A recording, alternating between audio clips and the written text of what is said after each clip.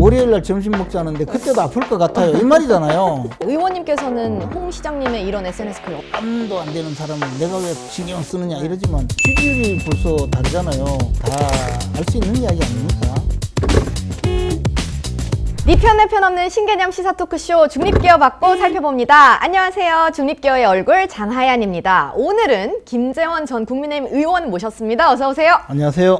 자, 총선이 끝난 지 2주 정도 됐는데요. 이거 잠깐 짚어보고 갈게요. 의원님, 지난번 저희 중립기어 출연해 주셨을 때 의원님께서 이준석은 무소속 출마, 유승민은 신당 창당, 한동훈은 공천 받을 것이라고 예언을 해주셨는데 다 빗나갔네요. 그러네요. 네, 그만큼 예측하기 힘들었던 것 같은데. 뭐 제 공천도 예측이 안 되는데 뭐 나무 공천하고.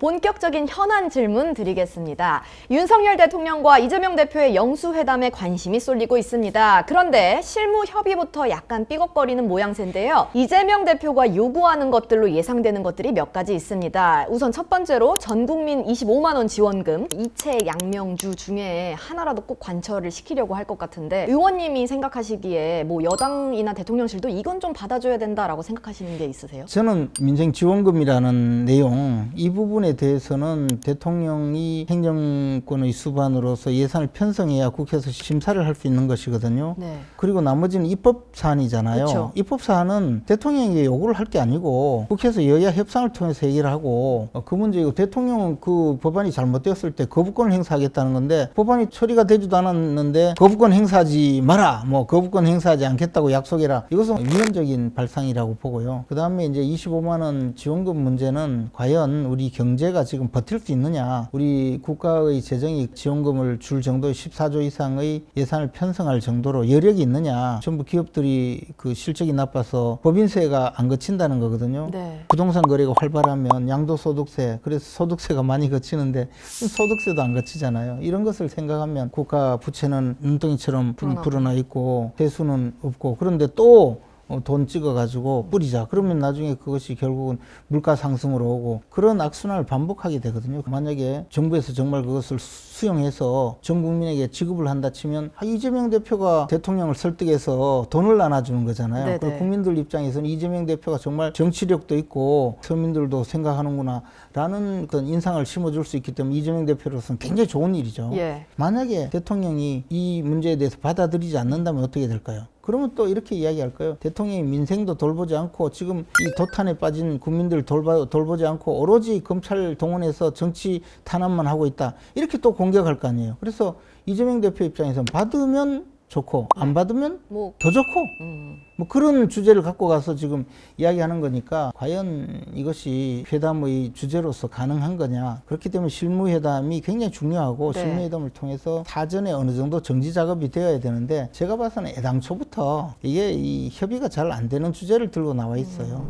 그러면은 이제 인선 이야기로 좀 넘어가 볼게요. 23일 정진석 의원이 신임 비서실장으로 업무를 시작했습니다. 윤 대통령의 변화를 이끌어낼 인물이라고 기대해봐도 될까요? 아니면 이관섭 비서실장 시즌2라고 봐야 될까요? 그분이 대통령과 상당한 신뢰관계가 있기 때문에 대통령의 비서실장으로서 역할을 하는데 전혀 손색이 없다고 봅니다. 쓴소리도 할 수 있을 것이다. 그 부분도 신뢰가 있지 않고는 사실 쓴소리라는 말이 제대로 성립될 수가 없거든요. 그냥 아무나 막 이야기하면 쓴소리가 되는 게 아니거든요. 이준석 대표가 대통령께 이야기하는 게 쓴소리라고 봅니까? 신뢰가 없으면 과연 충언으로 들리겠습니까?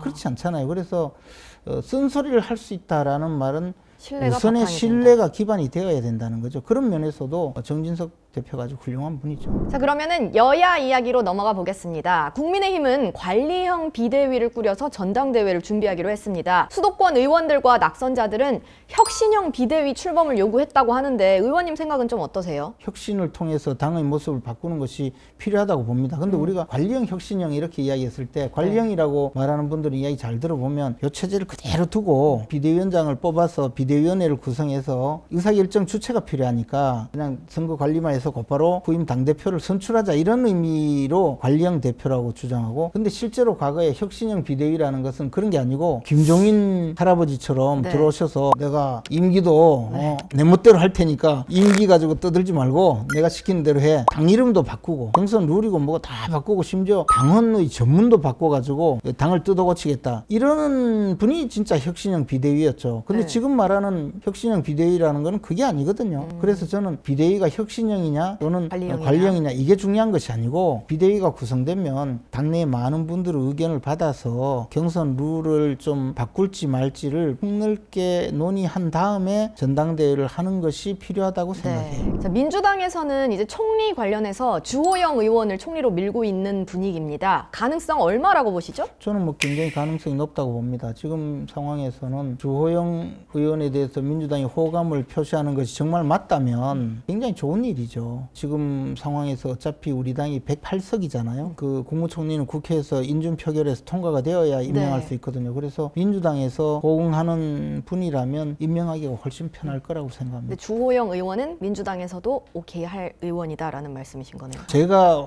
답할 수 있는 상황은 아닌데 지금 민주당의 지도자들이 많은 분들이 그렇게 좀 반응을 하니까 굉장히 의외죠. 왜냐하면 민주당이 우리 당의 의원들한테 그런 반응을 보인 경우가 드물었거든요.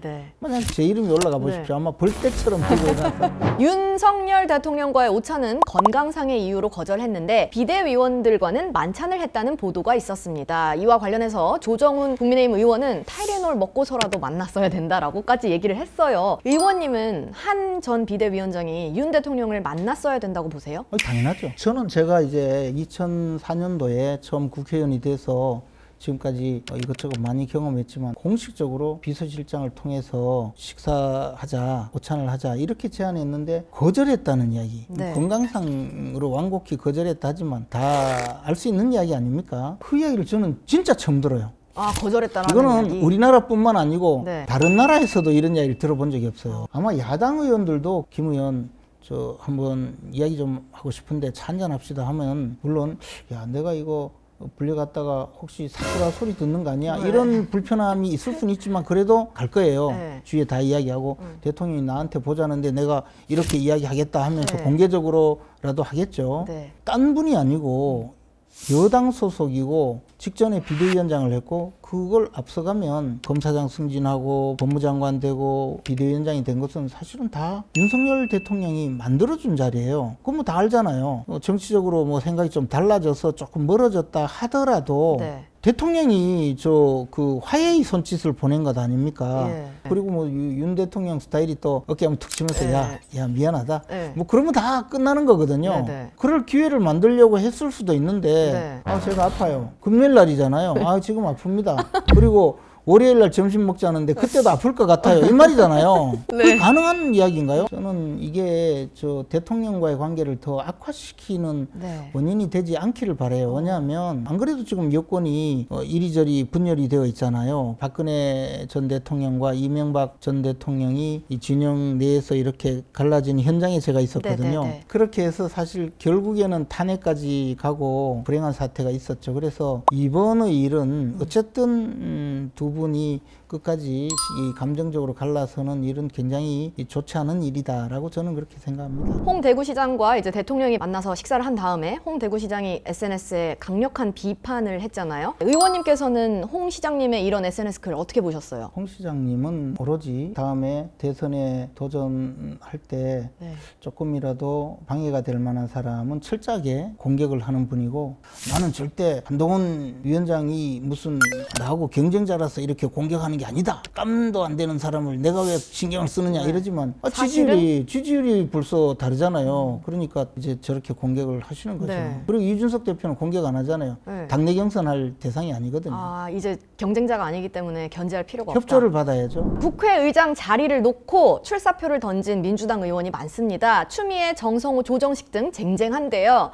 후보들이 중립을 지키지 않겠다는 의미의 발언들을 하고 있는데 의원님께서는 이제 국회의장에게 가장 필요한 게 뭐라고 보세요? 제가 그걸 보고 저분들이 정말 국회를 말아먹겠구나 하는 생각이 드는데요. 지금 국회의장이 당선되면 두 가지를 해요. 하나는 당적을 이탈해요. 그렇죠. 그죠? 두 번째는 국회의장은 더 이상 국회의원에 출마하지 않겠다라는 관행이 정착이 되었어요. 그것은 공정하고 중립적으로 국회를 운영해 달라는 거죠. 이분들은 지금 국회의원들의 그 마음을 얻기 위해서 나를 국회의장으로 뽑아주면 나는 완전 충실하게 민주당을 위해서 이재명을 위해서 하겠다 이것을 지금 계속 지금 이야기하고 있잖아요. 아마 그분들은 탈당을 하든 안 하든 자기 국회의원에 또 출마할 생각이 있는 분들이 아닌가. 정세균 김재원 전 네. 의장이나 이낙연 전 의장이 국회의장하고 총리 가고 또 대통령이 출마하기도 하고 네. 이것이 결국 국회의장이 스펙 쌓기로 만들어버린 거죠. 지금 22대 국회 상임위 배분 놓고도 민주당이 모든 걸 다 가져가겠다라는 말까지 하고 있는데 이와 관련해서 아예 그냥 차라리 다 가져가고 책임져라